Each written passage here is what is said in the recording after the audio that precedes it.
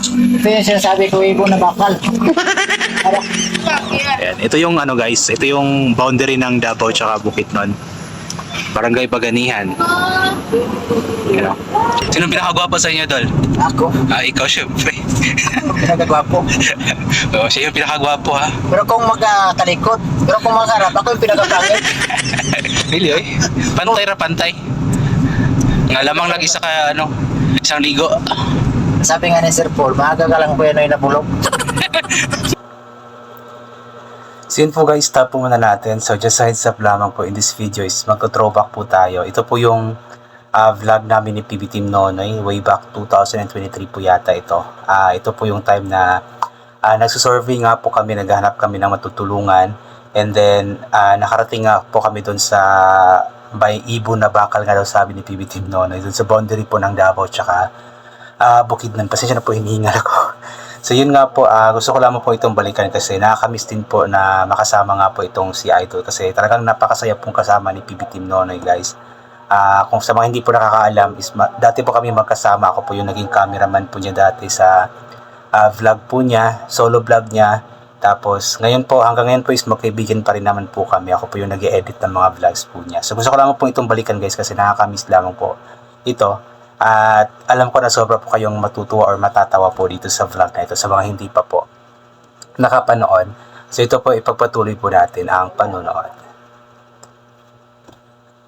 Good morning po guys. Ayan, papunta kaming bukid guys. Kasama ko yung yung isa sa pinaka-idol ko. Yung simula nung maliit pa lang ako. Idol! Ayan. Kailan nyo ba yan guys, oh? Idol! Yan, idol. PB Team Idol. Nawala yung dinaanan namin ito. Nawala? Oh, bikirin mo yung Baka ninakaw, Dol. dami sa kabila. Yan, kasama ko si PB Team Nonoy guys. Papunta kaming bukid. Napuntan kami yung bundok. Punta namin yung mga kamukha namin doon. Ayan guys, so papunta kaming Taka kami mukid doon. Ito yung daan papuntang guys, papuntang Bukidnon. Yan. Isang gwapo ng driver namin guys, oh. Siyempre, bapo. Yan. Buhilain. Gwapo boylain. Pag wala na iba, ayun na yung bapo na. Ito yung pinagkaguluhan sa guys, sa YouTube. Bakit pinagkaguluhan?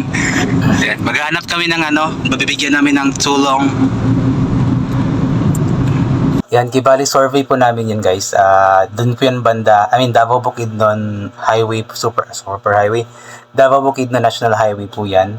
Galing pong Kalinan, papuntang Bukidnon po yung daanan na yan. At naghahanap po kami dyan ng matutulungan po namin. Yan po yung time na pansamantala pong umuwi si Sir Paul Pugong Biyahero dun sa kanilang lugar nga po. Dati kasi is nasabi ni Sir Paul na kumbaga iiwanan na daw po niya yung Davao. And then until recently po, or later on, is yun nga po nakapag-decide si Sir Paul na muling bumalik nga po dito sa Mindanao or sa Davao City po mismo. So ito po yung time na nag-survey po kami ni PB Team Nonoy para mapaabutan po niya ng tulong. At alam kong may nakapanood na nito pero may iba pa po na hindi nakapanood. So nakakatuwa po ito guys kasi talagang simula pa man noon kasi na po talaga si PB Team Nonoy, talagang palabiro na po siya. Kung napapanood niyo po siya ngayon na nagbibiro, nakikipagkulitan po sa PB Team, is ganoon na po talaga yan siya. Dati pa kahit nung hindi pa niya kasama or hindi pa siya kasama sa PB Team, talagang palabiro na po siya. Ako rin dalan dali ako. Pero yung nag-drive, pangit. Bapo yung daan, pero yung nag-drive, pangit. Nakasama ako kay PB Team Nonoy guys kasi walang pasok yung pamangkin ko ngayon so nakalabas ako. Ngayon lang na araw to sa mama sa akin kasi wala, Nakakulong to eh. nakakulong to kasi siya yung nagbabantay sa mama niya. Ikaw nagbantay sa mama mo doon? Oo, Dol. Yan, ako yung nagbabantay sa mama ko kasi guys kasi yung mama ko. Bulag, mga 20 years na yata siyang bulag. 20 years na? So bata pa lang ko Dol, bulag na akong mama. Buti na, ikaw na lang nag-alaga. Ako lang nag-alaga. Yeah. Yun ang pinaka Wait lang po guys, yun po yung dahilan guys kung bakit hindi ako nakakapag-vlog sa labas. Mostly is nagre-reaction video lamang po ako kasi andito po ako sa bahay, nag-aalaga po sa mama ko. Kasi si mama po kasi is bulag po siya, mga 20 years plus na po.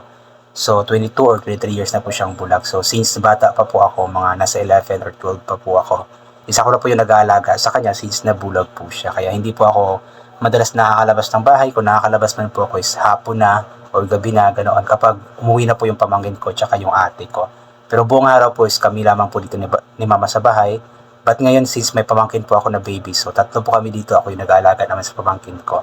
So dalawa yung inaalagaan ko kapag araw, pamangkin ko na 3 years old tsaka yung mama ko po na malapit na pong mag 73 years old this coming February. So sa mga natatanong po dati kung bakit bigla po akong hindi nakasama kay PBT Nonoy nung pumunta kasi ako dati doon sa Governor Generoso sa lugar mismo nila PBT Nonoy. Doon kami nag-vlog.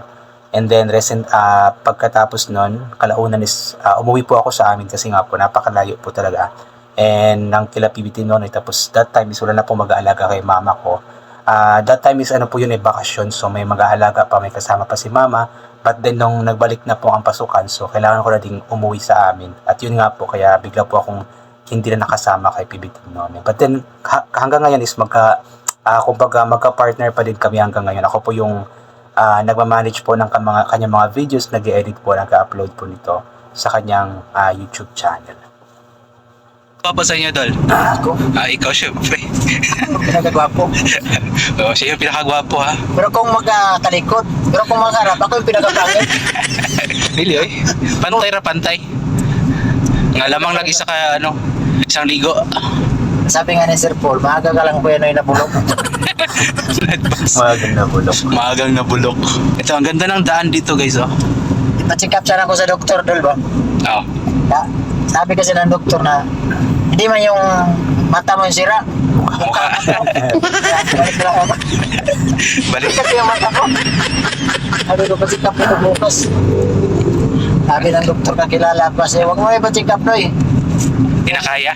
Yung mukha na lang ako nangin. Road trip. So, ang pangit na ng mukha namin sa yung panahon ng pangit na. Alam nyo guys, kapag kasama nyo si PBT Nonoy, talagang hindi po siya boring kasi talagang marami siyang baon ng mga biro. Yung impronto ng mga biro, yung on the spot ng mga biro, marami po siyang ganoon na Siyempre, sinasabayin din po natin si PBT Nonoy para yung biyahe pa is hindi nakakapagod kasi napakalayo po ng binyahe namin yan, mga ilang oras din po. Then, nakakapagod po yung ganoon, di ba? So, mas maganda yung nagbibiruan. Katulad na po ng ginagawa nila Mang Eric tsaka ni PBT Nonoy, di ba? Nagbibiruan po sila, nagkukulitan kasi nga po, para hindi maboring, para hindi aantukin, especially nag-drive si PBT Nonoy. So, yun po yung pinaka-importante, na may kasama siyang kakwentuhan, kabiruan, para hindi po siya, kumbaga, aantukin habang nag-drive nga po. Kasing pangit ng namin. Yung panahon, pangit. Pangit yung panahon. Lalo na yung nag-drive. May kasabihan nga ay, mabuti pa yung bagyo. May pag-asa. Pero Tayo, wala. wala. Hugot. Umuhugot na sa PBT Nonoy. Puntahan natin yung ibon na bakal. Ibon na ba? Ibon na bakal. Oh, nandito na ang ibon na bakal. Yung si Agila. Oh, puntahan natin. Masabi natin. Sa Baganihan ba to? Sana yung guys oh. Yan na si Agila guys. Ibon na bakal, napakalaking ibon na bakal. Sa yan, boundary po yan ng Davao, tsaka Bukidnon. Ayan, sa may puta. Yan na si Agila. Nakarating na kami ng Barangay Baganihan guys. Baganihan, Davao City. Boundary ito, boundary. Boundary ng Davao tsaka Bukidnon. Napakaganda po dyan guys. Maraming mga Ganito to, kapatid natin to mga Pilipino. Mga katutubo, katutong, mga lumad. mga lumad na Ito yung mga statwa, ribulto nila. Sila talaga yung nakatira dito sa mga lugar. Mga original, Yung laki ni Agila oh. yung mga katutubos po, sila po yung mga original settler talaga ng lupa natin dito, or yung especially sa mga bulubundukin, sila po yung original settler po talaga. So ito po is napakalaking ibon po nito. Gawa po ito sa semento. Sa picturean tamong duwasan. Matalo mag-picture. Bakal din na di ay? Ito. Ang laming bakal, semento pala. Siminto. Ito yung sinasabi ko, ibon na bakal. Laking. Mas malaki pa sa asitang. Galing ng gumawa ito. Puro ba to ba? Puro bato. Ano ba to? Eh, ang laki ng ibon guys oh. Yan, totoong ibon yan guys, tapos pinatay. Grabe, ganun kalaki na ibon. Si Agila. Ayan, ito yung ano guys, ito yung boundary ng Davao tsaka Bukidnon. Barangay Paganihan. You know? So yun nga po guys, yun nga po yung isa din po yan sa tourist spot po dito sa Davao City. Kapag bumiyahe ka po by land galing po north, galing Cagayan or kahit Manila, tapos by land ka bumiyahe, papuntang Davao is madadaanan nyo po yan. Sa may Barangay Paganihan, sa may Buda District na po yan banda, or Marilog District pa. So yun po, marami pong bumababa dyan nagpapapicture. Marami din po mga locals dyan na nagbebenta ng mga tawag dyan, mga keychains or something na pwedeng pang souvenirs, ganun. So yun po, I think hanggang dito na lamang po muna ito. God bless po and bye for na po.